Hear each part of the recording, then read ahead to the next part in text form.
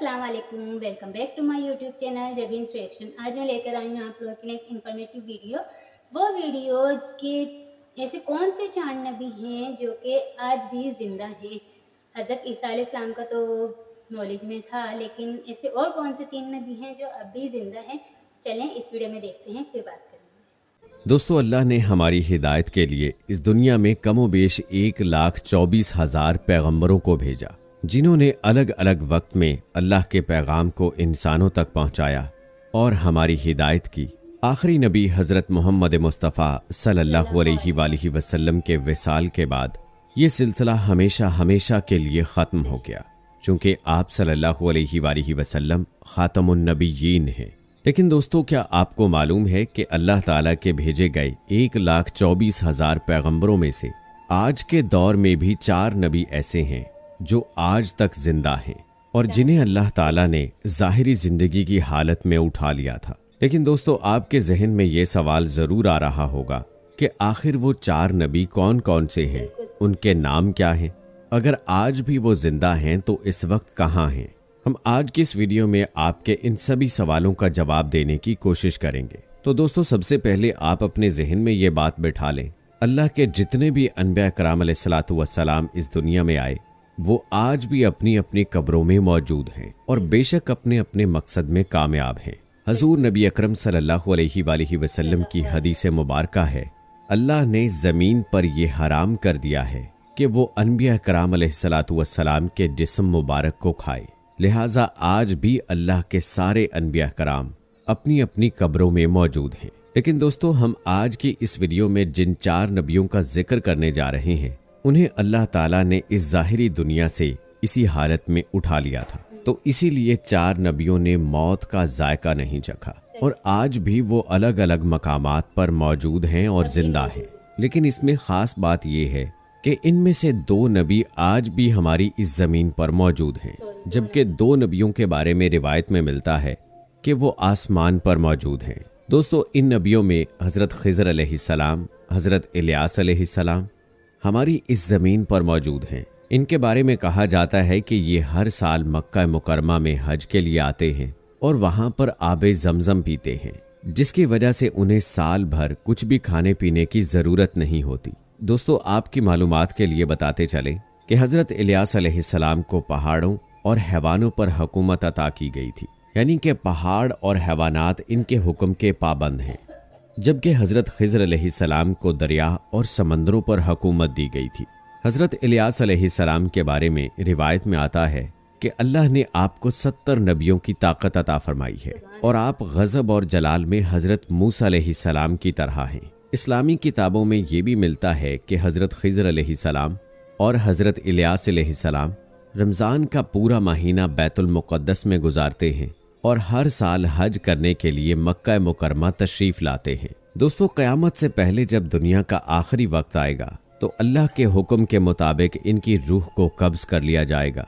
दोस्तों, इसके अलावा जो 2 नबी आसमान पर जिंदा हैं, वो हैं हज़रत इदरीस अलैहिस्सलाम और हज़रत ईसा अलैहिस्सलाम। हज़रत इदरीस अलैहिस्सलाम के बारे में जिक्र मिलता है कि आप ही वो पहले शख्स थे कि जिन्होंने पहली बार कपड़ा बुना और सिया।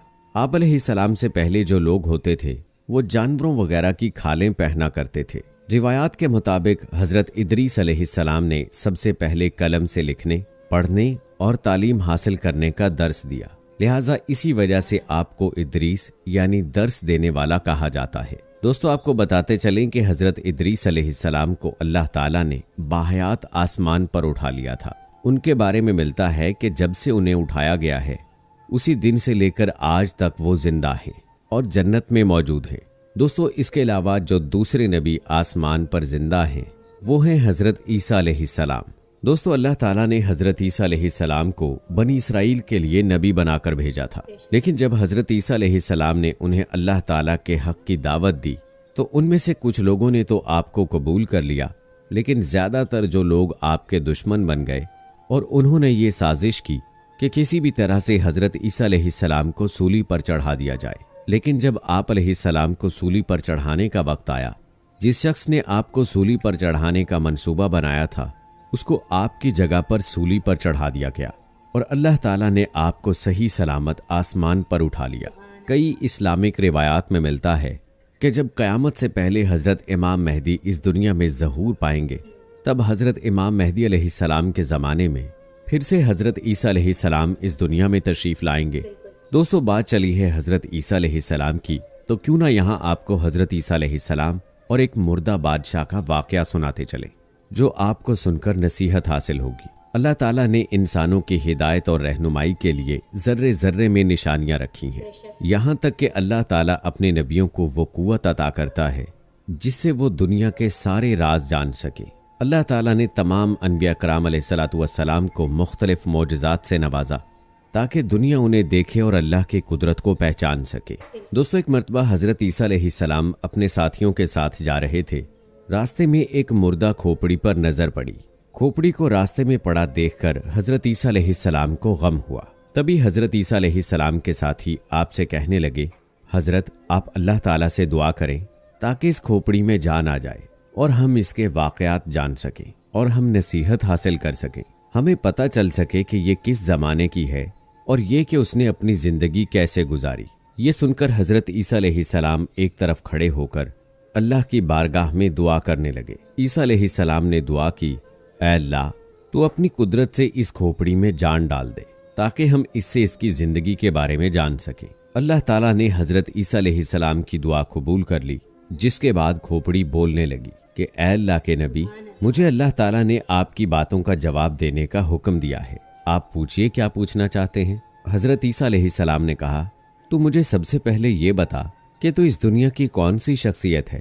اس کھوپڑی نے جواب دیا کہ میں اس دنیا کا بادشاہ تھا۔ حضرت عیسیٰ علیہ السلام نے سوال کیا کہ تو کتنے عرصے تک اس دنیا میں زندہ رہا؟ اس نے جواب دیا کہ وہ 1000 سال تک اس دنیا میں زندہ رہا، مجھ سے 1000 اولادیں ہوئیں۔ عیسیٰ علیہ السلام نے پھر سوال کیا کہ تیری حکومت کیسی تھی؟ اس نے جواب دیا، اے اللہ کے نبی، میں ایک گھمنڈی بادشاہ تھا، میں بہت لالچی تھا، مجھے دنیا فتح کرنے کی بہت لالچ تھی اور میں اپنے مقصد میں کامیاب رہا۔ میں نے ہزاروں شہر فتح کیے مگر آخر موت مجھے بھی آ گئی۔ میرے پاس اس دنیا سے لے جانے کے لیے کچھ نہیں تھا، جو کچھ میں نے فتح کیا اسی دنیا میں رہ گیا۔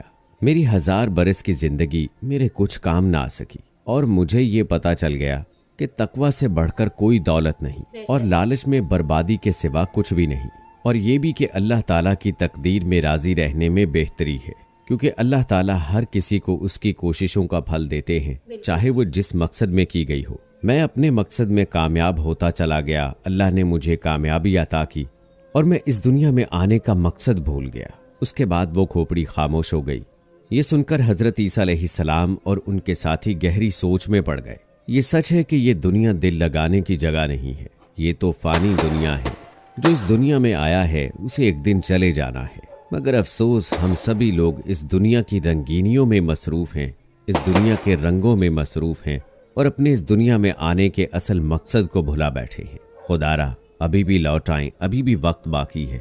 اپنے اصل مقصد کو پہچانیں اس بات کو کہ جس مقصد کے لیے اللہ تعالیٰ نے ہمیں اس دنیا میں بھیجا ہے، اگر ہم اس دنیا میں اور آخرت میں کامیابی چاہتے ہیں، ورنہ مرنے کے بعد نہ کسی بادشاہ کی کھوپڑی کی پہچان ہوتی ہے، نہ کسی غریب کی کھوپڑی کی پہچان ہوتی ہے۔ اللہ تعالیٰ قبر کے عذاب سے سب کو محفوظ رکھے، اور اللہ سے دعا ہے کہ پوری امت مسلمہ کو نبی کریم صلی اللہ علیہ وآلہ وسلم کے بتائے ہوئے طریقوں کے مطابق زندگی گزارنے کی توفیق عطا فرمائے۔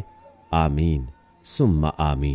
جی ویورز، دیکھا آپ لوگوں نے وہ کون سے چاند نبی ہیں جو اب بھی زندہ ہیں اور اللہ تعالیٰ نے ان کو دنیا والوں کی نظروں سے چھپا کے رکھا ہوا ہے۔ مجھے حضرت عیسیٰ علیہ السلام کی نالج تھی، ان 3 نبیوں کی نہیں تھی، لیکن ان چاروں نبیوں کو بھی قیامت سے پہلے موت آ جائے گی۔